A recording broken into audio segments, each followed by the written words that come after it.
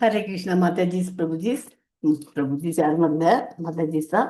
ஹரே கிருஷ்ணா, எல்லாருக்கும் அன்பான மாலை வணக்கங்கள். மாலை வணக்கம் மாதாஜி. ஹரே கிருஷ்ணா.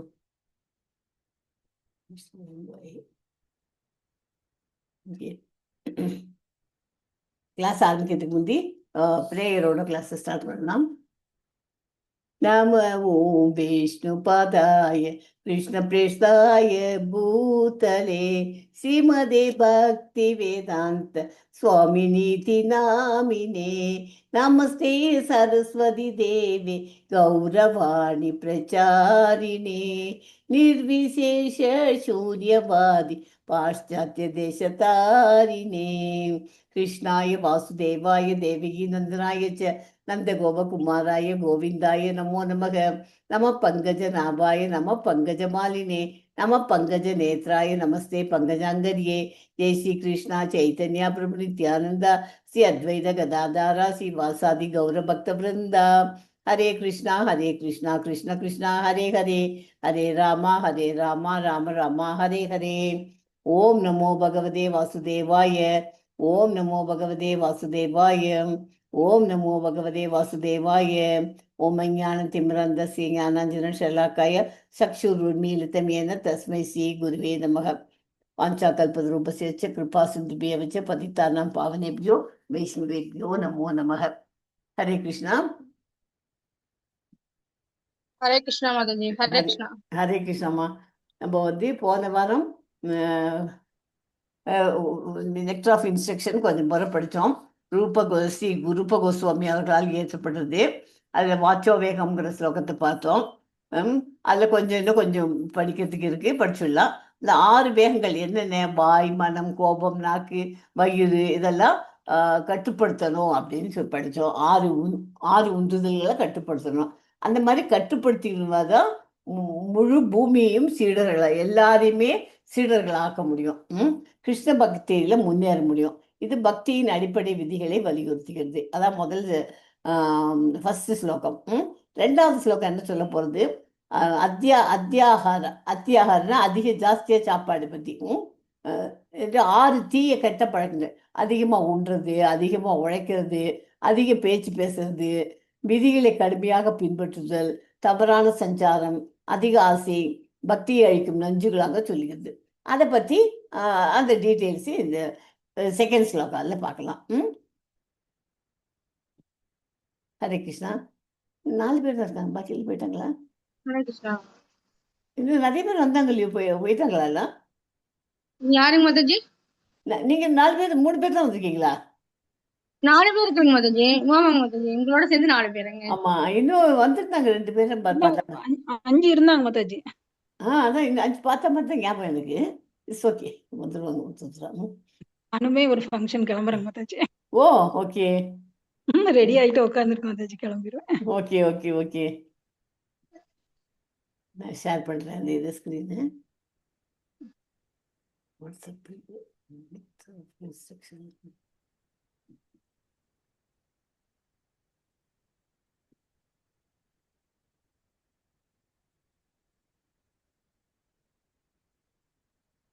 நம்ம இதெல்லாம் படிச்சுட்டு இருந்தோம் இல்லையா அன்னைக்கு. இதை படிச்சுட்டோம். வாச்சோ வேகம் மனச குரோத வேகம் ஜிஹ்வா வேகம் முத்ரோபஸ்த வேகம் ஏதான் வேகான்யோ விஷஹேத தீர சர்வம் அபிமா பிருத்வீம் ஜ சிஷ்யாத். அதை படித்தோம். அதுக்கு எல்லாம் மீனிங்கும் படிச்சுட்டோம் அன்னைக்கு இல்லையா.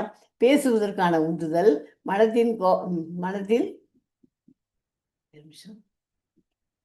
மனதின் தேவைகள், கோபத்தின் செயல்கள் மற்றும் நாக்கு, வயிறு மற்றும் பிற பொறுப்புகளின் உந்துதல்களை பொறுத்து கொள்ளக்கூடிய ஒரு நிதானமான நபர் தான் உலகத்தில் இருக்கிற எல்லாரையுமே சீடர்களாக உருவாக்க தகுதியுடையவர்கள்னு படித்தோம். ஞாபகம் இருக்கா? இதெல்லாம் பார்த்துட்டோம் அன்னைக்கு.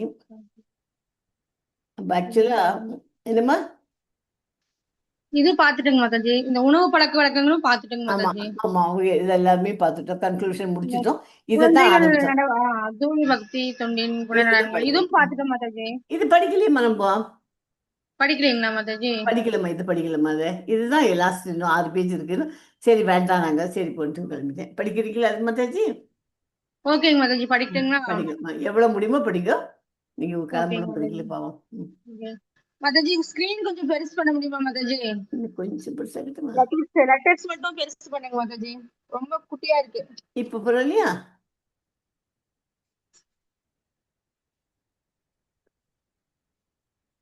பரவாயில்லையா மாதாஜி? ஓகே மாதாஜி. இதுக்கு மேல பண்ண முடியலையே ஒரே முதல்ல. நிமிஷம், ஒரே நிமிஷம் மாதாஜி.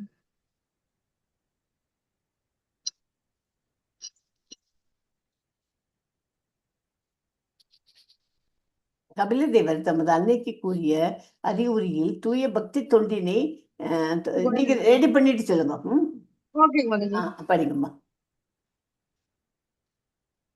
ஸ்கிரீன் இருக்கு, ரொம்ப இதா இருக்குங்களா? நான் படிக்கிறேன் மாதாஜி. பக்தி தொண்டிற்கான தன்மைகளை பற்றி பின்வருமாறு கூறுகிறார்.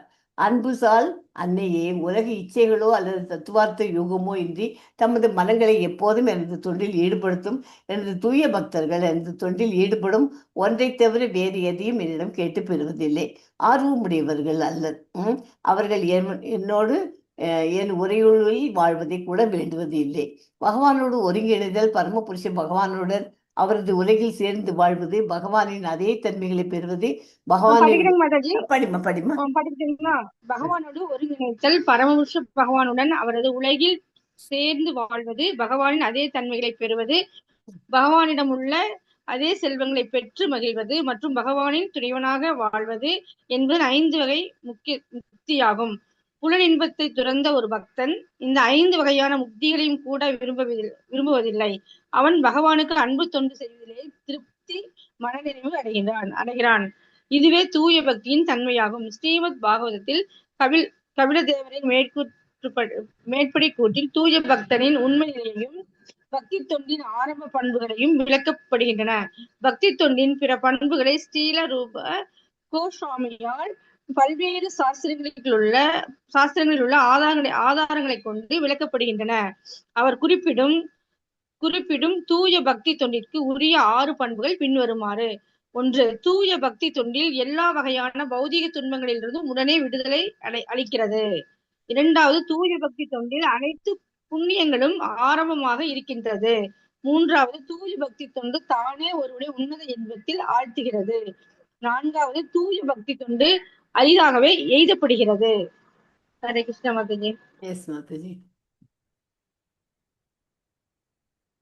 தூய பக்தி 5. தூய பக்தி தொண்டுடையோர் முக்தியான கருத்தினை கூட இகழ்ச்சியாக கருதுகின்றனர்.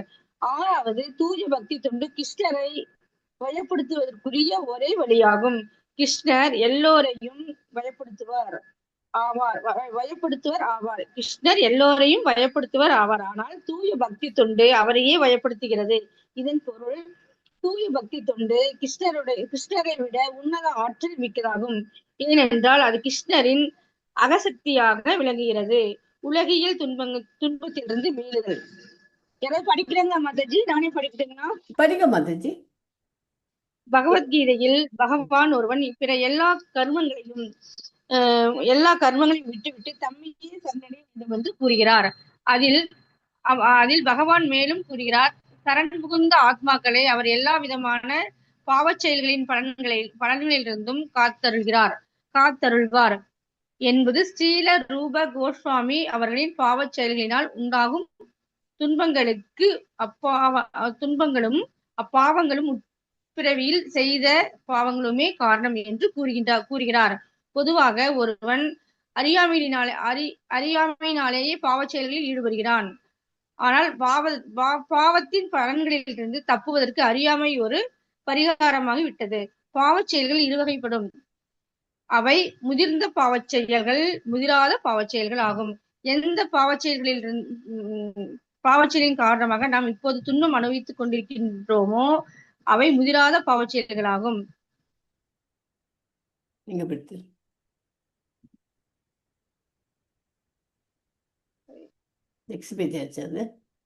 ஒரே நிமிஷம் மாதாஜி, மாறிடுச்சுங்க மாதாஜி. இதெல்லாம் ஓகேங்க.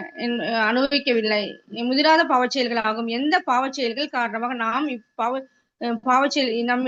நம்மிடம் சேர்ந்திருக்கும் பாவச் செயல்களில் காரணமாக நான் இன்னும் துன்பம் அனுபவிக்கவில்லை என்று அவை முதிராத பாவச் செயல்களாகும். இதற்கு உதாரணமாக, பல குற்றங்களை செய்த ஒருவன்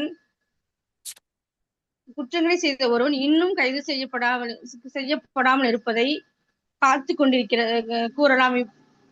இப்போது அவன் கண்டுபிடிக்கப்பட்டவுடன் சிறைவாசம் அவனும் காத்து கொண்டிருக்கிறது.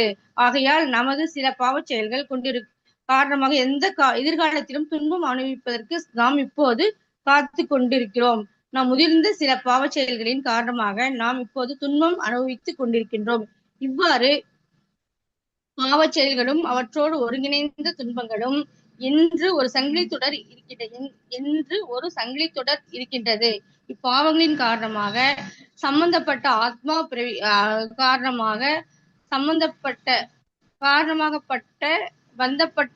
பிறவிகள் தோறும் துன்பம் அனுபவித்துக் கொண்டு இருக்கின்றன. இப்பிறவியில் அவன் தனது முற்பிறவியின்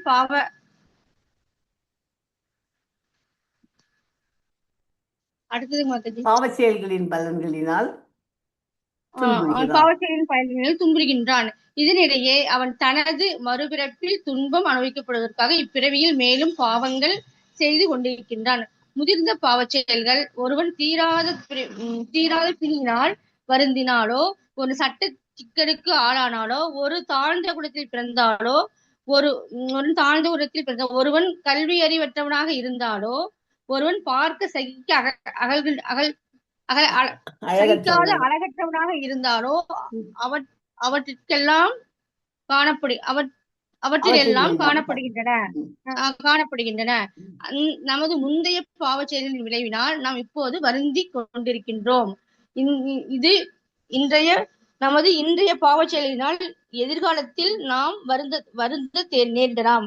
ஆனால் பாவச் செயல்களின் விளைவுகளை அனைத்தும் நம் கிருஷ்ண உணர்வு பெற்றோமானால் உடனே செயலிழந்துவிடும். இதை ஸ்ரீல ரூப கோஸ்வாமி ஸ்ரீமத் பாகவதம் 11ஆம் காண்டம் 14ஆம் அத்தியாயம் ஸ்லோகம் 19 எடுத்து காட்டுகின்றார். இச்லோகம் பகவான் கிருஷ்ணர் உத்தவருக்கு அருளிய உபதேசம் பற்றியதாகும். அதில் பகவான் கூறுகிறார், அன்பார்ந்த உத்தவரே, எனக்கு செய்யும் பக்தி தொண்டில் கொழுந்துவிட்டெரியும் நெருப்பாகும்.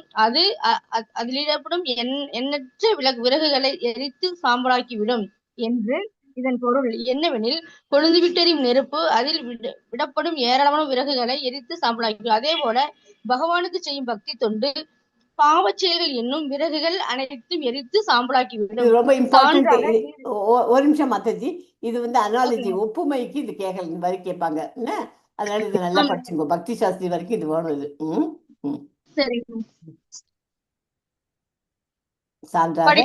சான்றாக கீதையில் பக்தி தொண்டில் கொழுந்துவிட்டெரியும் நெருப்பு அதில் விடப்படும் ஏராளமான விறகுகளை எரித்து சாம்பலாக்கிவிடும். அதுபோல பகவானுக்கு செய்யும் பக்தி தொண்டு பாவச் செயல் என்னும் விறகுகளை அனைத்தும் எரித்து சாம்பலாக்கி. சான்றாக கிருஷ்ணன் அர்ஜுனன் கருத்தில் போரிடுதல். சான்றாக கீதையில் அர்ஜுனன் கருத்தில் போரிடுதல் பாவம். கருத்தில் போரிடல் பாவம். ஆனால் கிருஷ்ணரோ அவனை போரில் ஈடுபடுமாறு கட்டளையிடுகிறார். அதனால் போர் செய்தல் பக்தி தொண்டாக மாறியது. இதனால் அர்ஜுனன் பாவத்திற்கு ஆளாகவில்லை. ஸ்ரீல ரூப கோஸ்வாமி ஸ்ரீமத் பாகவதம் 3ஆம் காண்டம் 33ஆம் அத்தியாயத்தில் 6ஆம் ஸ்லோகத்தை மேற்கோள் காட்டுகிறார். அதில் தேவகூதி தனது மைந்தன் தேவகி கபிலதேவரிடம்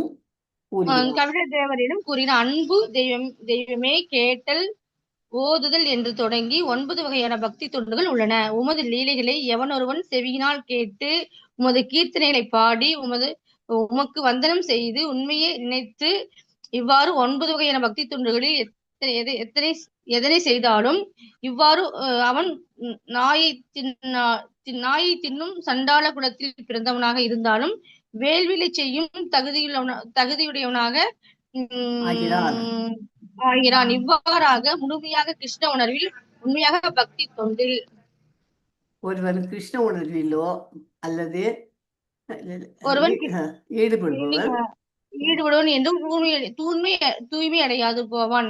அது சாத்தியமற்றதல்ல. ஒருவன் கிருஷ்ண உணர்விலோ அல்லது பக்தி தொண்டிலோ ஈடுபட்டிருக்கிறான் என்றால் அவன் ஐயத்திடமின்றி உலகியல் பாவமாக அனைத்து மாசுக்களிலிருந்தும் விடுதலை பெறுவான். ஆகையால் பக்தி தொண்டிற்கு பாவச் செயல்களின் அனைத்து வகையான பலன்களையும் செயலிழக்க செய்யும் ஆற்றல் இருக்கிறது. இருந்தபோதும் ஒரு பக்தன் எப்போதும் பாவம் செய்யக்கூடாது என்பதில் எச்சரிக்கையுடையவனாக இருக்கிறான். ஒரு பக்தனாக அவனிடம் இருக்கும் சிறப்பு தகுதி இது. இவ்வாறு ஸ்ரீமத் பாகவதம் பக்தி தொண்டு செய்வதனால் நாயை தின்னும் இழிந்த சண்டாள குலத்தில் பிறந்தவன் கூட வேதங்களில் குறிப்பிட்டுள்ளபடி வேள்விகளில் சடங்குகளை செய்வதற்கு தகுதியுடையவனாகின்றான் என்பதாகும்.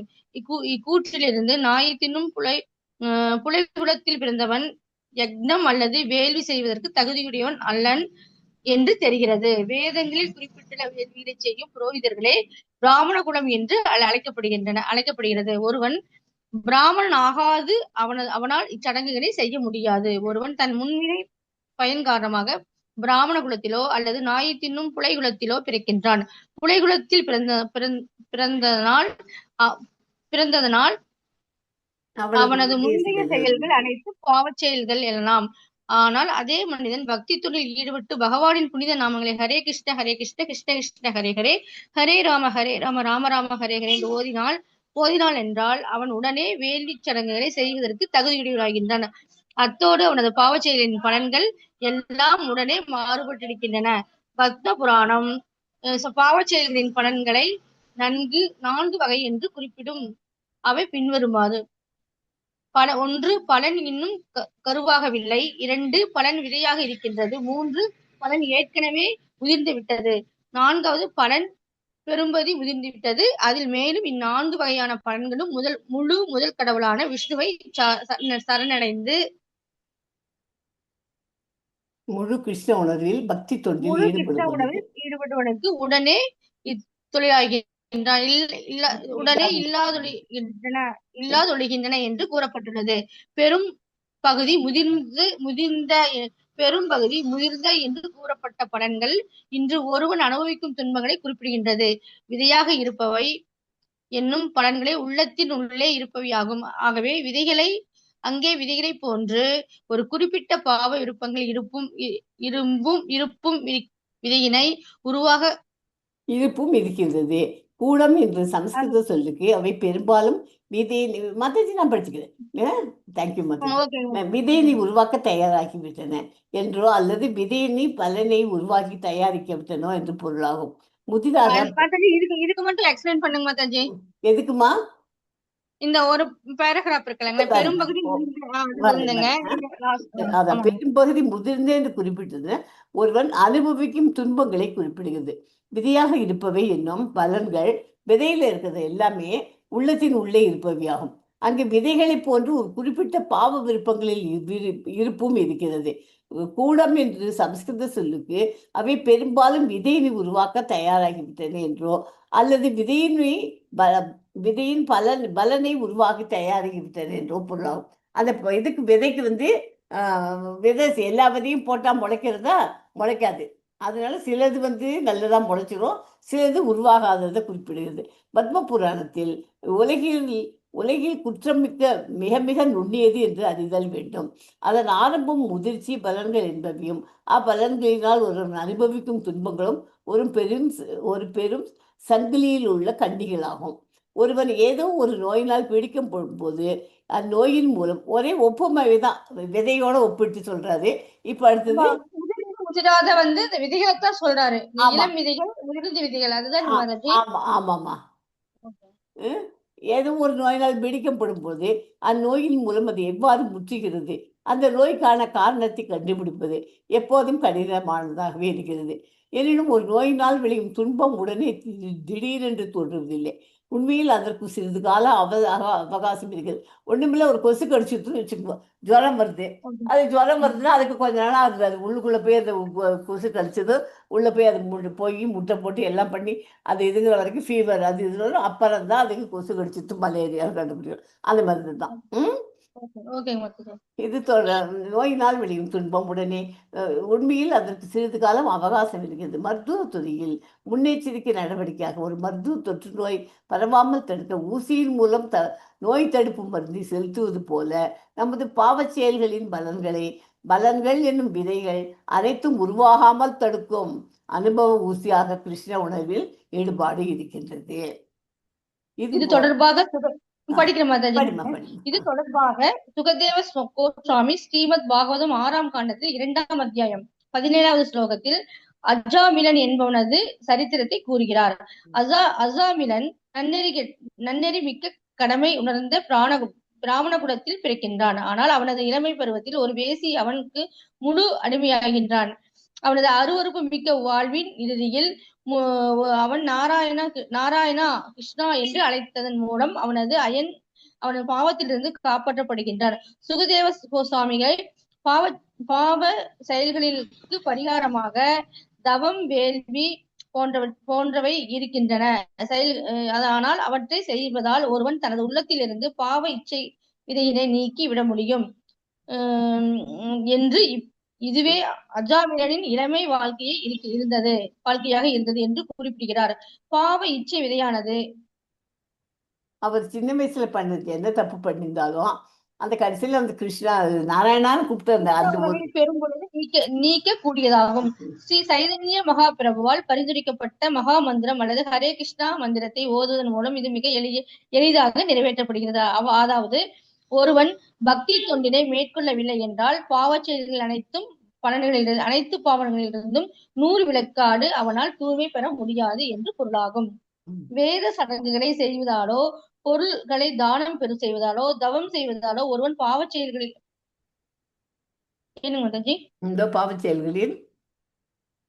வேத சடங்கு பொருள்களை தானம் செய்வதாலோ, தவம் செய்வதாலோ ஒருவன் பாவச் செயல்களின் பலன்களிலிருந்து தற்காலிகமாக விடுதலை செய்யப்படுகிறான். ஆனால் அடுத்த கணம் அவன் மீண்டும் பாவ செயல்களில் ஈடுபடுகின்றான். உதாரணமாக, எல்லை மீறிய பாலியல் வாழ்க்கையில் ஈடுபட்ட ஒருவன் பாலியல் நோய்க்கு ஆளாகிய மருத்துவர் சிகிச்சையினால் வேதனைப்பட நேர்கிறது. பின்னர் அவன் அந்த நோயிலிருந்து சுகம் பெறுகிறான். ஆயினும் அவனது உள்ளத்தில் உள்ள காம இச்சை களைய முடியாமல் அவன் மீண்டும் அதே செயலில் ஈடுபட்டு அந்த நோய்க்கு ஆளாகின்றான். ஆகவே மருத்துவ சிகிச்சை இது போன்ற பாலியல் நோயிலிருந்து தற்காலிகமாக சுகமளிக்கவில்லை. ஆனால் பாலியல் வாழ்க்கை வெறுக்கத்தக்கது என்று ஒருவன் புரிந்து கொள்ளாத வரையில் இது போன்ற தொடரும் துன்பத்திலிருந்து ஒருவனை காத்தல் அரிதாகும். அதுபோல வேதங்கள் பரிந்துரைக்கும் வேள்வி சடங்குகள், தானம், தவம் போன்றவை ஒருவனை பாவம் செய்ய விடாது, தற்காலிகமாக தடுக்கலாம். ஆனால் மன தூய்மை அடையாத வரையில் ஒருவன் பாவ செயல்களினை மீண்டும் மீண்டும் தொடர்ந்து செய்கின்றான். இது தொடர்ச்சியாக ஸ்ரீமத் பாகவதம் ஒரு விளக்கம் தருகிறது. குளத்தினுள் இறங்கி ஒரு யானை நன்றாக குளித்து தனது உடலை தூய்மை செய்து கரைக்கு ஏறி வந்தவுடன் தனது உடல் முழுவதும் புழுதியை அள்ளி போட்டு கொள்கிறது என்பதாகும். அதுபோல கிருஷ்ண உணர்வில் பயிற்சி பெறாத ஒருவன் பாவ செயல்களுக்கான இச்சையிலிருந்து முற்றிலும் விடுதலை பெற முடியாது. யோக முறைகளிலோ தத்துவார்த்த யோகங்களிலோ பலன் தரும் செயல்களிலோ பாவ இச்சையின் விதிகளிலிருந்து ஒருவனை காப்பதில்லை. பக்தி தொண்டில் ஈடுபடுவதன் மூலம் இதனை செய்ய முடியும். இதற்காக மற்றொரு எடுத்துக்காட்டு ஸ்ரீமத் பாகவதம் 22ஆம் அத்தியாயம் ஸ்லோகம் 39 உள்ளது. அதில் சனத்குமாரர் கூறுகிறார்கள், அன்பிற்குரிய மன்னனே, ஒரு மனிதனிடம் உள்ள ஆணவம் மிகவும் வலிமையுடையதாகும். ஒருவனை உலக வாழ்க்கையில் உறுதியான உலக வாழ்க்கையில் கயிற்றால் கட்டியது போல் வைத்திருக்கிறது. அவ்வுறுதி மிக்க கயிற்றின் முடிச்சை கிருஷ்ணன் உணர்வில் நம்மை ஈடுபடுத்திக் கொள்வதன் மூலம் பக்தர்களால் மட்டுமே எளிதில் துண்டிக்க முடியும். கிருஷ்ண உணர்வின்றி மகா யோகிகளாக வர முயல்பவர்களோ அல்லது வேறு சடங்குகளில் சிறந்தவர்களாக பக்தர்களைப் போல வளர்ச்சி பெற முடியாது. ஆனால் ஆணவத்தின் உறுதியான முடிச்சிலிருந்து விடுவிட முடியும். உலகிய செயல்களை செய்யாதிருக்கவும் கிருஷ்ண உணர்வு செயல்களில் தம்மை ஈடுபடுத்திக் கொள்வது ஒருவரின் கடமையாகும். ஆணவத்தின் உறுதியான முடிச்சு அறியாமையினால் படிங்க மாதாஜி. ஹரே கிருஷ்ணா. ஹரே கிருஷ்ணா மாதாஜி. ஆணவத்தின் உறுதியான முடிச்சு அறியாமையினால் உண்டாகிறது. ஒருவன் தனது அடையாளத்தில் அறியாமையுடையவனாக இருக்க வரையில் அவன் தவறான செய்கைக்கு ஆளாகி உலகியல் மாசில் சிக்கிக் கொள்வது உறுதியாகும். உண்மை ஞானம் பற்றிய அறியாமை கூட கிருஷ்ண உணர்வினால் நீக்கப்படுகிறது. இதனை பத்ம புராணம் பின்வருமாறு உறுதி செய்கிறது. கிருஷ்ண உணர்வில் செய்யப்படும் தூய பக்தி தொண்டு உணர்ந்த ஞானமாகும். ஆசையில் உண்டாகும் பாம்புகள் அனைத்தும் அழிகின்ற எரியும் காட்டு தீ போன்றதாகும். இவ்வுதாரணமானது காட்டில் அழிகின்ற எரியும் காட்டு தீ போன்றதானது. இவ்வுதாரணமாக காட்டு தீ பற்றி கொள்ளும் பொழுது அத்தீ காட்டில் உள்ள பாம்புகள் அனைத்தையும் அழிப்பதாய் குறிக்கிறது. காடுகளில் ஏராளமான பாம்புகள் நிலத்திலும் புற்றுக்களிலும் உள்ளன. தீப்பற்றி கொண்டால் அத்தீ நிலத்தில் கிடக்கும் காய்ந்த சருகுகளையும் குச்சிகளையும் எரிக்கிறது. அப்போது பாம்புகளும் பாதிக்கப்படுகின்றன. 4 கால்களை உடைய விலங்குகளும் தப்பியோடுகின்றன அல்லது குறைந்தபட்சம் தப்பியோட முயல்கின்றன. ஆனால் பாம்புகளோ அங்கேயே கொல்லப்படுகின்றன. அதுபோல் கிருஷ்ண உணர்வு என்னும் வலிமையுடைய தீயினால் அறியாமையை பாம்புகளை அனைத்தையும் உடனே கொல்லப்படுகின்றன. ஒரு நிமிஷம் கிருஷ்ண மாதாஜி, உணர்வில் இந்த எல்லா இதுல இந்த பாம்பு இதையும் ஞாபகம் வச்சுக்கோ எல்லாரும். ஃபாரஸ்ட் ஃபயர் வருது இல்லையா, அது வந்ததுன்னா அது வெறும் இந்த சருகுகள்லாம் மாத்திரம் அழிஞ்சு போல அங்க இருக்க கூட பாம்புகள் இல்லாமல் வருது. அதனால இது என்ன சொல்றது, கிருஷ்ண உணர்வுல அது வலிமையுடைய தீயினால் அறியாமைங்கிற பாம்பை கொல்லப்படுகின்றன. ஓகே, எஸ் மாதாஜி, கிருஷ்ண உணர்வு எல்லா புண்ணியங்களும் உடையது. கிருஷ்ண உணர்வு எல்லா புண்ணியங்களும் உடையது. புண்ணியத்திற்கு ஸ்ரீலா பிரபுபாத் கோஸ்வாமி ஒரு விளக்கம் கொடுத்திருக்கிறார். அவர் உலகில் உள்ள அனைத்து மக்களுக்கும் நன்மை அளிக்கும் செயல்களை உண்மையில் புண்ணியம் மிக்கவை என்கிறார். இன்றைய தினம் மக்கள் பல்வேறு குழுக்களாக பிரிந்து சமுதாயம், இனம், நாடு என்னும் பெயர்களின் நலம் பணிகளை ஆற்றுகின்றனர். உலக நன்மைக்காக ஐக்கிய நாடுகள் சபை என்ற வடிவத்தில் ஒரு முயற்சியை நடைபெற்று கொண்டிருக்கிறது. ஆனால் ஒரு குறுகிய தேசிய செயல்களில் உள்ள குறைபாடுகளின் காரணமாக உலகம்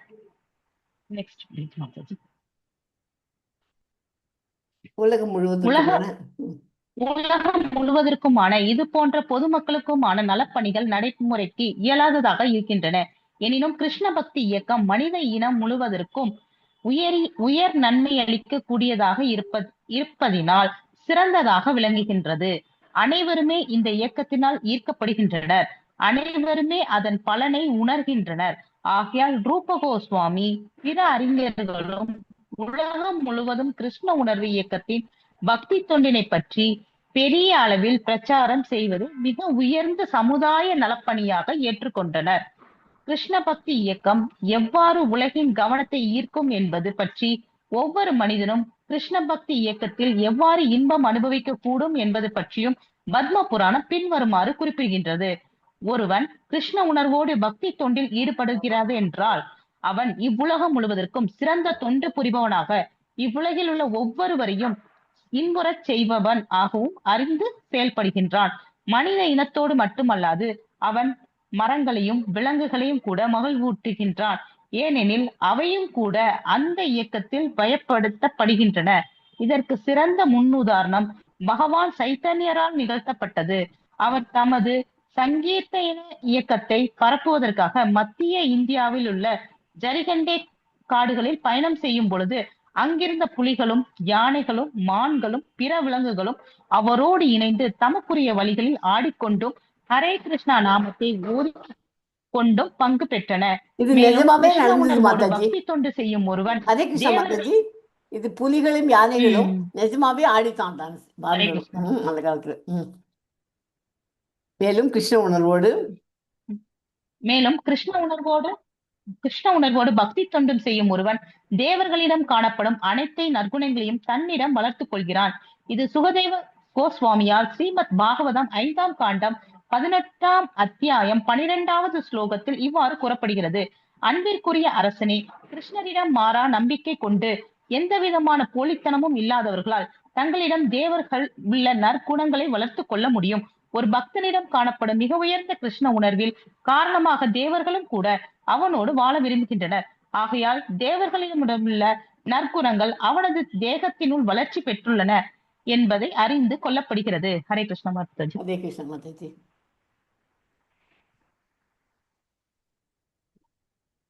வேற யாராவது படிக்கிறீங்களா?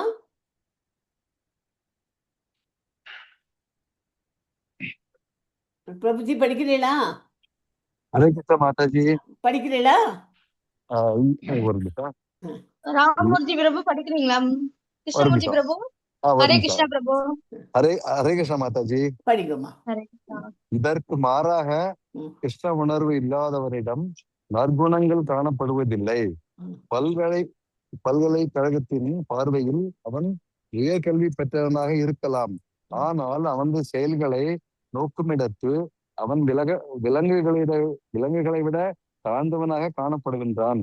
பல்கலைக்கழகத்தில் உயர் பட்டம் பெற்றவனாக இருந்த போதிலும் அவனது மனம் செயல்களின் எல்லைகளை கடந்து அவனால் செல்ல முடியவில்லை என்றால் அவன் நிச்சயம் உலகைய செயல்களை மட்டுமே செய்பவனாகின்றான்.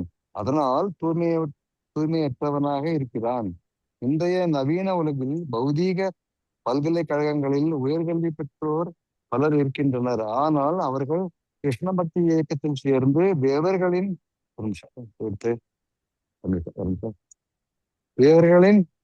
கிருஷ்ண நற்குணங்களை வளர்த்துக் கொள்ள ஒரு நிமிஷம் முடியாதவர்களாக தேவர்களின் காணப்படுகிறார்கள். ஒரு நிமிஷம் இதுல ஆனால் நற்குணங்களை அவர்கள் கிருஷ்ண வளர்த்துக் கொள்ள இது பக்தி படிங்க. இயக்கத்தில் சேர்ந்து தேவர்களின் நற்குணங்களை வளர்த்து கொள்ள முடியாதவர்களாக காணப்படுகின்றனர். ம், உதாரணமாக பல்கலைக்கழக தரத்திற்கு கல்வி வளர்ச்சி பெறாத ஒரு சிறுவன் கூட கிருஷ்ண உணர்வு உடையவனாக இருந்தான் என்றால் அவனால் கூட பாலுறவு, சூது, மாமிசம் உண்பது, மது அருந்துவது போன்ற தீய செயல்களை உடனே துறக்க முடிகிறது. அதே சமயம் உயர்கல்வி பெற்றிருந்தும் கிருஷ்ண உணர்வில்லாதவர்கள் குடிகாரர்களாகவும், மாமிச உணர்வுகளாகவும், காம வெறியாளர்களாகவும், சூதாடிகளாகவும் இருக்கின்றனர். எவ்வாறு கிருஷ்ண உணர்வு உடையவன் நற்புணர்வு உடையவனாக இருக்கின்றான் என்பதற்கும் கிருஷ்ண உணர்வு இல்லாதவன் அவ்வாறு இல்லை என்பதற்கும் இது எல்லாம் அனுபவ ஆதாரங்களாகும். கிருஷ்ண உணர்வுடைய ஒரு இளைஞன் திரைப்படங்கள், இறைச்சி விடுதிகள், நிர்வாண ஆடல் காட்சிகள் இருப்பதை நாங்கள் கேளிக்கை விடுதிகள், மதுக்கடை போன்றவர்கள் மீது பற்றில்லாமல் இருப்பதை நாங்கள் அனுபவத்தில் அறிகின்றோம். அவன் முற்றிலும் விடுதலை பெற்றவனாக இருக்கிறான். புகைப்பிடித்தல், மது அருந்துதல், திரையரங்குகளுக்கு செல்லுதல், ஆடுதல், பாடுதல் போன்ற வழிகளில் அவன் தனது பொன்னான நேரத்தை வீணாக்குவதில்லை. கிருஷ்ண உணர்வு இல்லாதவன் அரை மணி நேரம் கூட அமைதியாக இருக்க முடியாது. யோக முறை நீ அமைதி பெற்றவனானால் உன்னை கடவுள் என்றும் உணர முடியும் என்று உபதேசிக்கின்றது. இம்முறை லோக வாதிகளுக்கு சரியாக இருக்கலாம். ஆனால் எவ்வளவு நேரத்திற்கு அவர்களால் தங்களை அமைதியுடையவர்களாக வைத்துக் கொள்ள முடியும்? செயற்கையாக அவர்கள் தியானம் என்பதில் அமர்ந்திருக்கலாம். ஆனால் அவர்களின் யோக செயல்முறை நிறைவேறியவுடன் அவர்கள் உடனே தங்களை கூட பாலுறவு, சூதாட்டம், மாமிசம் உண்பது மற்றும் பிற புத்தியற்ற செயல்களில் ஈடுபடுத்திக் கொள்வார். ஆனால் கிருஷ்ண உணர்வுடையவன் இவ்வாறான அமைதி தியானங்களுக்கு முயற்சியின்றியே தன்னை படிப்படியாக உயர்த்தி கொள்கிறான். கிருஷ்ண உணர்வில் ஈடுபடுகின்ற ஒரே காரணத்தால் அவன் தானாகவே புத்தியற்ற செயல்களை எல்லாவற்றையும் திறந்த உயர் குணநலத்தில் வளர்ச்சி பெறுகிறான். கிருஷ்ணரின் தூய பக்தரானதால் ஒருவன் உயர் குணநலத்தில் வளர்ச்சி பெறுகிறான். இதன் முடிவு என்னவென்றால் ஒருவனிடம் கிருஷ்ண உணர்வு இல்லை என்றால் அவனிடம் உண்மையில் நற்குணங்கள் எதுவும் இருக்க முடியாது என்பதாகும். ஹரே கிருஷ்ண மாதாஜி. ஹரே கிருஷ்ணா. யாரா படிக்கிறீங்க? தங்கமணி மாதாஜி படிக்குமா. கிருஷ்ண உணர்வில் உள்ள மகிழ்ச்சி. ஸ்ரீல ரூப கோஸ்வாமி மகிழ்ச்சியான வெவ்வேறு வழிகளை பற்றி ஆய்வு செய்திருக்கின்றார். அவர் மகிழ்ச்சியை 3 பிரிவுகளில் பிரிக்கிறார். அவை பௌதீக இன்பத்தினால் உண்டாகும் மகிழ்ச்சி, பரபிரம்மத்துடன் தன்னை ஒன்றாக காண்பதினால் உண்டாகும் மகிழ்ச்சி, கிருஷ்ண உணர்வினால் உண்டாகும் மகிழ்ச்சி என்பவையாகும். தந்திர சாஸ்திரத்தில் சிவபெருமான் அவரது மனைவி சதியிடம் இவ்வாறு கூறுகிறார். கோவிந்தனின் தாமரை திருவடிகளில் சரணடைந்து தூய கிருஷ்ண உணர்வில் வளர்ச்சி பெற்ற ஒருவன் மிக எளிதில் அருவவாதிகள் விரும்பும் அனைத்து சித்திகளையும் அடைய கூடியவனாகிறான். அவன் தூய பக்தர்களால் எய்த பெற்ற மகிழ்ச்சியையும் அனுபவிக்க கூடியவனாகிறான். தூய பக்தி தொண்டிலிருந்து பெறப்படும் மகிழ்ச்சி மிக உயர்ந்ததாகும். ஏனென்றால் அது நித்தியமானதாகும். உலகியர் சாதனையில் உண்டாகும் மகிழ்ச்சியோ அல்லது பிரம்மத்துடன் தன்னை ஒன்றாக காண்பதில் உண்டாகும் மகிழ்ச்சியோ தாழ்ந்தவையாகும். ஏனென்றால் அவை நிரந்தரமானவை அன்று. உலாகாயத மகிழ்ச்சியிலிருந்து ஒருவன் வீழ்ச்சி அடைவதை எதனாலும் தடுக்க முடியாது. அதே போல் அருவ பிரம்மத்துடன் தன்னை ஒன்றாக காண்பதினால் உண்டாகும் மகிழ்ச்சியிலிருந்து ஒருவன் வீழ்ச்சி அடைவதற்கு ஏராளமான வாய்ப்புகள் இருக்கின்றன. மாயாவாத துறவிகள் அருவவாதிகள் சிறந்த கல்வி அறிவு பெற்று பெரும்பாலும் ஆத்மாவை உணர்ந்தவர்கள் சில சமயம் அரசியலிலோ அல்லது சமுதாய நல்ல பணிகளிலோ ஈடுபடுவதை தாம் காணலாம். இதன் காரணம் அருவ உணர்வில் அவர்கள் மேலான மகிழ்ச்சி அடைவதில்லை என்பதே ஆகும். அதனால் அவர்கள் உலகியலுக்கு இறங்கி வந்து மேற்கூறிய சாதாரண செயல்களில் ஈடுபடுகின்றனர். இதற்கு எத்தனையோ முன்னுதாரணங்கள்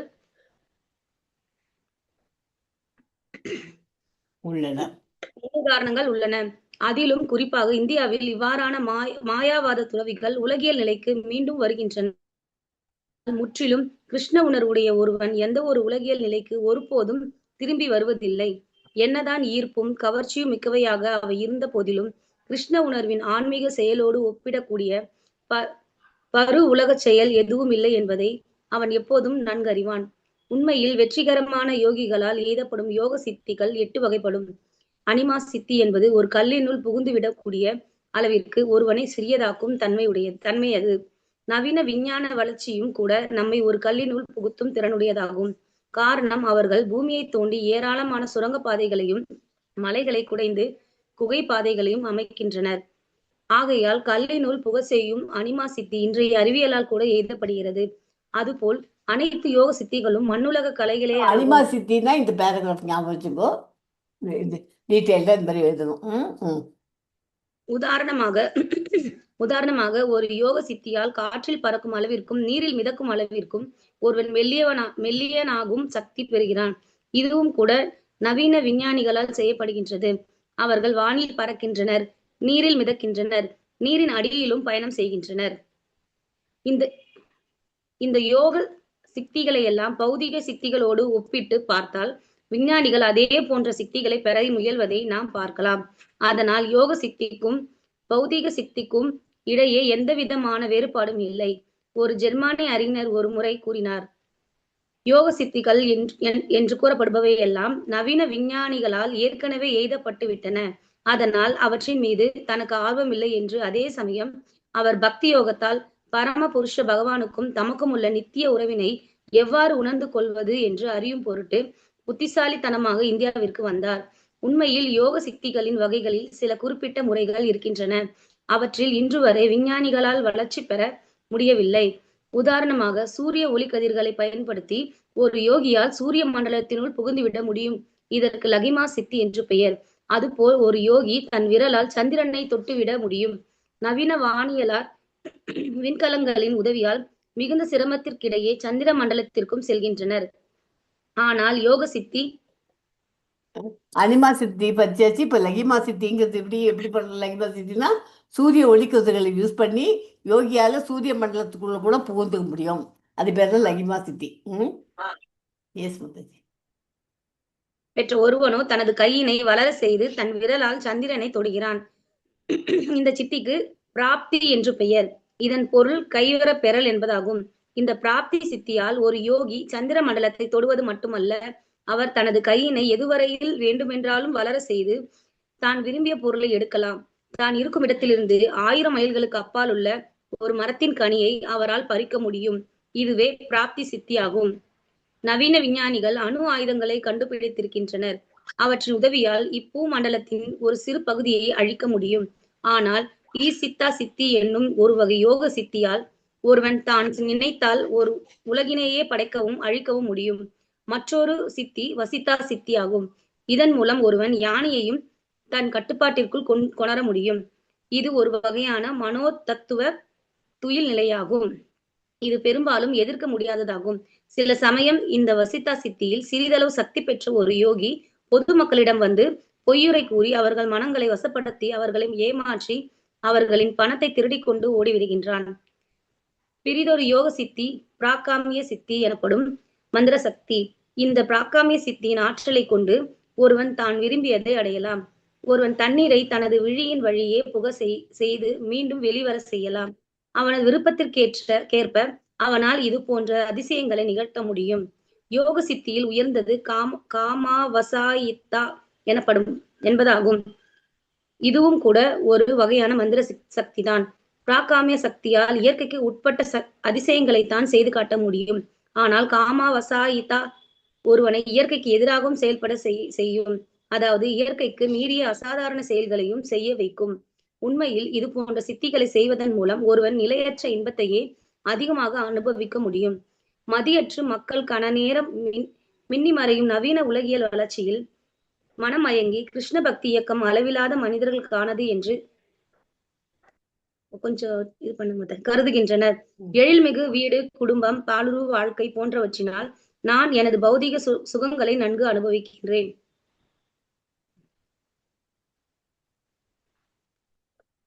என்று நினைக்கின்றனர். எக்கணமும் அவர்களின் பௌதிக நிலையிலிருந்து அவர்கள் தூக்கி எறியப்படலாம் என்பதை மேற்கூறிய மனிதர்கள் அறிவதில்லை. அறியாமையின் காரணமாக உண்மையான வாழ்க்கை நித்தியமயமானது என்பதை அவர்கள் அறியவில்லை. உடலின் நிலையற்ற சுகங்கள் வாழ்க்கையின் குறிக்கோள் அன்று. மக்களை மின்னி மறையும் உலகியல் சுகத்திற்கு வயப்பட செய்யும் அறியாமைக்கே அது காரணமாகும். அதனால்தான் ஸ்ரீல பக்தி வினோத தாகூர் மண்ணுலக அறிவு வளர்ச்சி ஒருவனை மேலும் மடையனாக்குகிறது. ஏனென்றால் அது தனது மினுமினுப்பால் ஒருவனை அவனது உண்மை அடையாளத்தை மறக்க செய்கிறது என்று கூறினார். அது அவனது அழிவாக இருக்கிறது. காரணம், மனித உடல் பெற்ற இந்த வாழ்க்கை உலகியல் அழுக்கிலிருந்து வெளிவருவதற்குரியதாகும். அறிவு வளர்ச்சியால் மக்கள் மேலும் மேலும் உலக வாழ்க்கையிலேயே சிக்கிக் கொள்கின்றனர். இந்த தலை தடுமாறி நிலையிலிருந்து மீழ்வதற்கு அவர்களிடம் எந்தவித நம்பிக்கையும் இல்லை. ஹரிபக்தி சுதோதயத்தில் பகவானின் மிக சிறந்த பக்தரான பிரகலாத மகாராஜா நரசிம்மதேவரை பின்வருமாறு வேண்டுகிறார். போற்றுதற்குரிய பகவானே, பக்தி தொண்டில் நான் உறுதியுடையவனாக இருக்க வேண்டும் என்றே எனக்கு உமது தாமரை திருவடிகளில் மீண்டும் மீண்டும் பிரார்த்திக்கின்றேன் என்று கிருஷ்ண உணர்வு மேலும் மேலும் வலிமையையும் உறுதியையும் பெற வேண்டும் என்று வணங்குகிறேன். ஏனென்றால் கிருஷ்ண உணர்வில் என்று பக்தி தொண்டின் என்றும் உண்டாகும் இன்பமானது மிக்க ஆற்றலுடையதாகும். அதன் மூலம் ஒருவன் பிற வளங்களான அறம், பொருள், இன்பம் போன்றவற்றையும் ஏன் பௌதிக வாழ்க்கையிலிருந்து விடுதலையும் கூட பெறுகிறான். உண்மையில் ஒரு தூய பக்தன் மேற்கூறிய வளங்களில் நாட்டம் கொள்வதில்லை. ஏனென்றால் கிருஷ்ண உணர்விலிருந்து பெறப்படும் இன்பமானது மிக உன்னதமாகும் என்பதோடு பிற இன்பங்கள் எல்லாவற்றையும் அதனுடன் ஒப்பிட முடியாத அளவிற்கு அளவற்றதும் ஆகும். கிருஷ்ண உணர்வில் பெரும் ஒரு துளி இன்பம் பிற செயல்களில் இருந்து பெறும் கடவர இன்பத்தை விட மேலானது என்று கூறப்படுகிறது. இவ்வாறு பக்தி தொண்டில் சிறிதளவு வளர்ச்சி பெற்ற ஒருவன் கூட அறம், பொருள், இன்பம், வீடு என்பவற்றில் இருந்து பெறப்படும் இன்பங்களை மிக எளிதில் தூக்கி எறிந்து விடுகிறான். கோலா வேசா ஸ்ரீதரர் என்பவர் பகவான் சைத்தன்யரின் மிக சிறந்த பக்தர் ஆவார். அவர் ஒரு ஏழை. அவர் வாழை இலையில் செய்யப்படும் தொன்னைகளை விற்று ஜீவனம் நடத்தி வந்தார். அவருக்கு வருமானம் என்பது பெரும்பாலும் இல்லை. இருந்தும் அவர் தனது வருமானத்தில் 50 விழுக்காட்டினை கங்கையை வழிபடுவதில் செலவிட்டார். மீதமுள்ள 50 விழுக்காட்டினை கொண்டு எப்படியோ வாழ்ந்து வந்தார். பகவான் சைத்தன்யர் மிகவும் நம்பிக்கைக்குரிய பக்தரான கோலாஸ் வேசா ஸ்ரீதரன் முன்பு தோன்றி அவர் விரும்பும் வரத்தை அருள்வதாக கூறினார். ஆனால் ஸ்ரீதரரோ பகவானிடம் தாம் எந்த விதமான உலகியல் வளமும் வேண்டுகிறேன் என்றும் தன்னுடைய அந்த வாழ்க்கையிலேயே தான் மகிழ்ச்சியுடன் இருப்பதாகவும் தாம் வேண்டுவதெல்லாம் பகவான் சைத்தன்யரின் தாமரை திருவடிகளின் மீது மாறாத நம்பிக்கையும் பக்தியும் மட்டுமே என்று கூறினார். இதுவே தூய பக்தர்களின் நிலையாகும். அவர்கள் ஒரு நாளில் 24 மணி நேரமும் பக்தி தொண்டு செய்த போதிலும் அவர்கள் எதையும் விரும்புவதில்லை. ஏன் முக்தி இன்பமோ பிரம்மத்துடன் ஒன்று கலக்கும் இன்பமோ கூட அவர்கள் வேண்டுவதில்லை. நாரத பஞ்சராத்திரத்தில் பக்தி தொண்டில் சிறிதளவு வளர்ச்சி பெற்ற எந்த ஒரு மனிதனும் அறம், பொருள், இன்பம், 5 வகையான முக்தி போன்றவற்றினால் உண்டாகும் துளியளவு இன்பத்தை கூட வேண்டுவதில்லை என்று கூறப்பட்டிருக்கிறது. அறம், பொருள், இன்பம், வீடு போன்றவற்றில் உண்டாகும் இன்பம் எதுவாயினும் அது ஒரு தூய பக்தனின் உள்ளத்தில் குடிபுகுந்து விடாது. ஒரு ராணியை பின்தொடர்ந்து மிக்க மரியாதையுடனும் பணிவுடனும் அவளது தோழிகளும் பணிப்பெண்களும் பின்தொடர்வது செல்வது போல் அறம், பொருள், இன்பம், வீடு, பேறு என்பவற்றில் உண்டாகும் இன்பம் பகவானின் பக்தி தொண்டை மிக்க மரியாதையுடன் பின்தொடர்ந்து செல்கிறது என்று குறிப்பிட்டிருக்கிறது. அதாவது ஒரு தூய பக்தன் எவற்றிலிருந்து உண்டாகும் எந்த விதமான இன்பமும் இல்லாதவனாக இல்லை என்று பொருளாகும். அவன் கிருஷ்ணருக்கான பக்தி தொண்டு ஒன்றை தவிர வேறு எதனையும் விரும்புவதில்லை. அப்படியே அவனிடம் ஏதேனும் விருப்பம் இருந்தது என்றால் அவன் கேட்காமலேயே பகவான் பக்தனின் விருப்பத்தை நிறைவேற்றி வைப்பார்.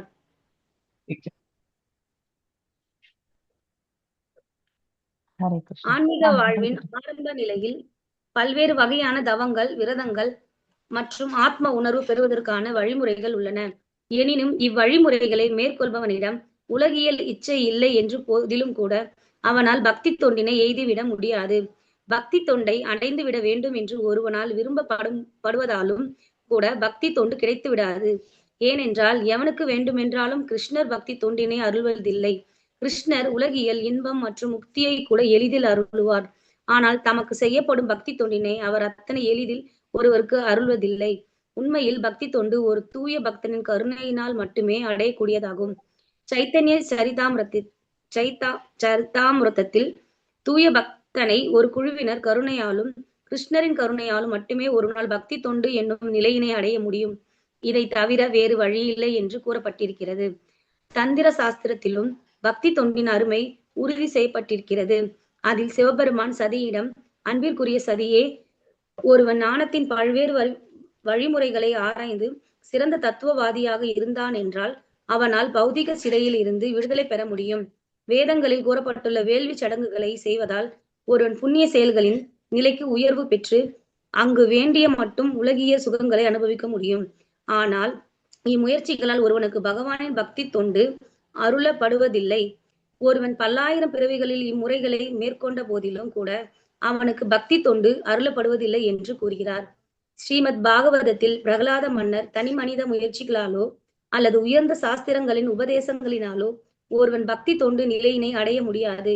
இச்சைகளில் இருந்து முற்றிலும் விடுதலை பெற்ற தூய பக்தனின் தாமரை திருவடிகளில் உள்ள தூசியினால் ஒருவன் அருளப்பட வேண்டும் என்று இதனை உறுதி செய்கிறார்.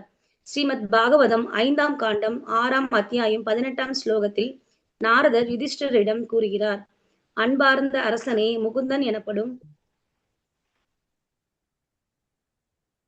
ஹரே கிருஷ்ணா மாதாஜி, நான் படிக்கட்டும். ஒரே ஒரு நிமிஷம் படிங்க இருங்க. படிங்க மாதாஜி. அது என்ன திரும்பி வந்தது ரிப்பீட்டு? இல்லைங்க மாதாஜி, இது வேறதான் வந்திருக்கு. முகுந்தன் எனப்படும்னு இருக்கிறது இல்லைங்க. சிவத் பாகவத 5ஆம் காண்டம் 6ஆம் அத்தியாயத்தில் முகுந்தன் எனப்படும்.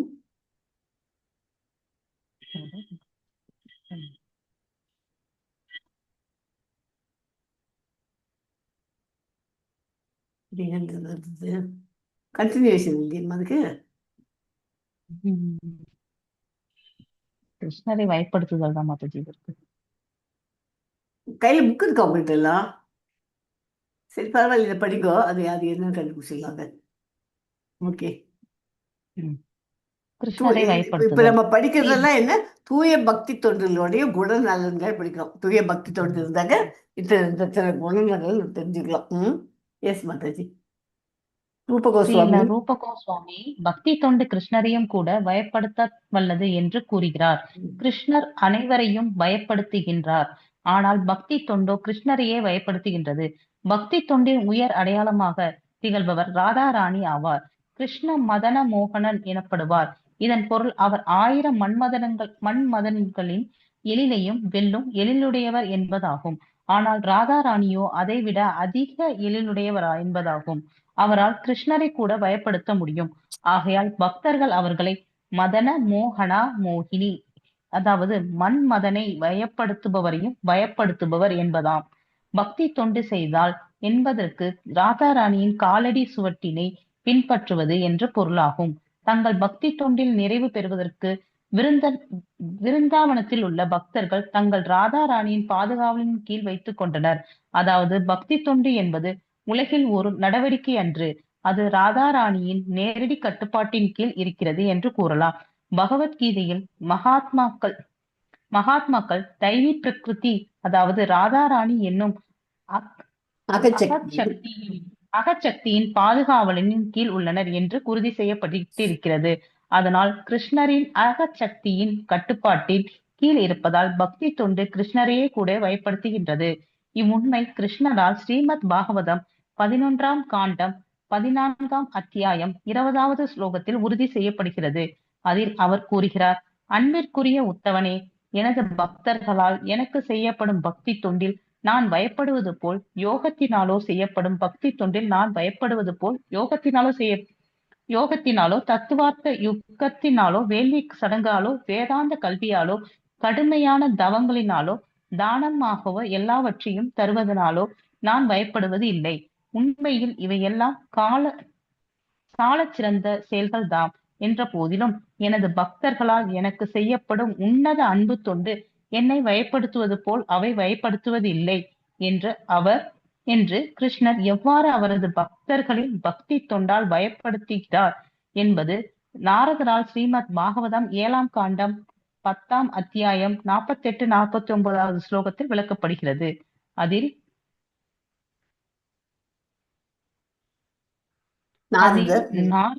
நாரதர் மன்னர் யுதிஷ்டனிடம் உரையாடி கொண்டிருக்கும் போது மன்னர் பிரகலாத மன்னரின் நற்பண்புகளின் போற்றி புகழ்கிறார். ஒரு பக்தன் எப்போதும் பிற பக்தர்களின் செயல்களை போற்றுகின்றான்.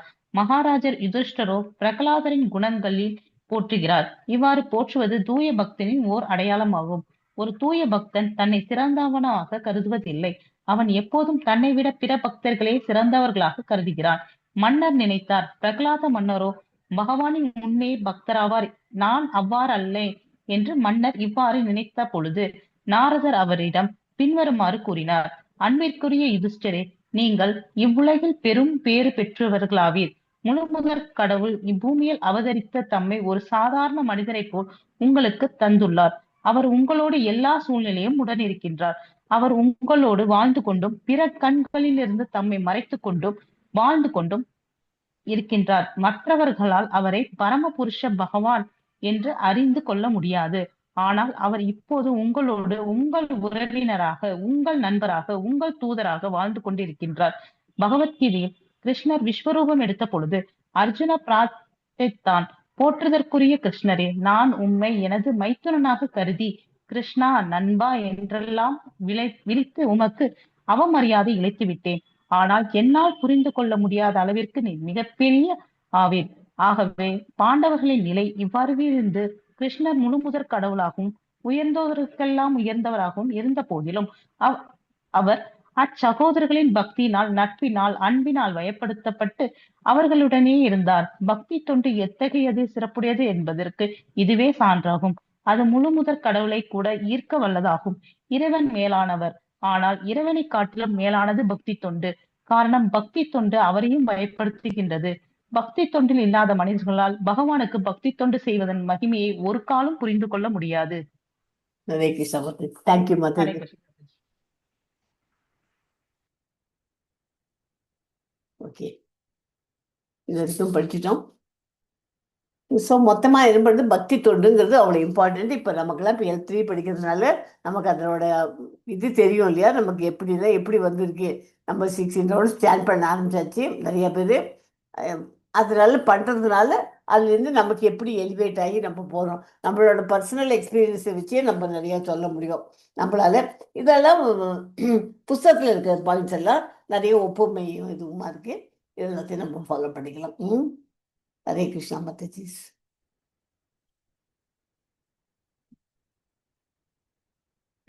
ஹரே கிருஷ்ணா. நம்ம என்ன பண்ணலாம் இப்போ, நெக்ஸ்ட் இதுக்கு போகலாமா? இப்போ ஹரே கிருஷ்ணா மாதாஜி. 6:30. லைவ் வரலையா மாதாஜி இன்னைக்கு? என்னம்மா? இல்லை லைவ் மாதாஜி, வரலையா? அது என்னோட ரெக்கார்ட் அது எங்கெங்கயோ அதான் கலாட்டா எடுத்து எங்கே வரமாட்டேங்கிறது. ஆனை மட்டும் ட்ரை பண்ணி பார்த்தேன், அது ஸ்கேன் பண்ணுங்கிறது மொபைலோட கொண்டு போய் அது பண்ண முடியும். ஓகே ஓகே சரி, ஒரு நிமிஷம் ரெக்கார்ட் மட்டும் போட்டு வச்சுருக்கீங்க. அதான். ஓகே மாதாஜி. மாதாஜி, நான் என்ன சொல்கிறேன், இதோட இந்த கிளாஸ் நிறுத்திடலாம். நெக்ஸ்ட் வீக் ஓகே சாப்டர் 2 படிக்கலாம். என்ன சொல்கிறீங்க? ஓகே மாதாஜி. ஓகே மாதாஜி. 6:30 ஆயிடுச்சு. 6:30 ஆயிடுது. ஹரே கிருஷ்ணா. வாஞ்சா கல்பத்ருபஸ்ய ஹரே கிருஷ்ணா கிருபா சிந்து. Hare Krishna Mataji. Kumud Mataji, thank you so much. Rajeswari Mataji, ரொம்ப தேங்க்ஸ். கிருஷ்ணமூர்த்தி பிரபுஜி, எல்லாருமே நல்லா படிச்சிங்க. நிறையவே இதில் நிறைய விஷயங்கள் ஹரே கிடைச்சிட்டு கிருஷ்ணா இல்லை. மாதாஜி. ஹரே கிருஷ்ணா மாதாஜி. ஹரே கிருஷ்ணாமா. வாஞ்சா கல்பத்ருபஸ்ய கிருபா சிந்துபிய வச்ச பதிதானாம் பாவனேபியோ வைஷ்ணவேபியோ நமோ நமக. அனந்த கோடி வைஷ்ணவ वृंद की जय. ஜெய். रामाचार्य हरिदास ठाकुर की जय. शीला जय प्रभुपाद की जय. हरे जय कृष्णा माता जी. ஜெய். कृष्णा।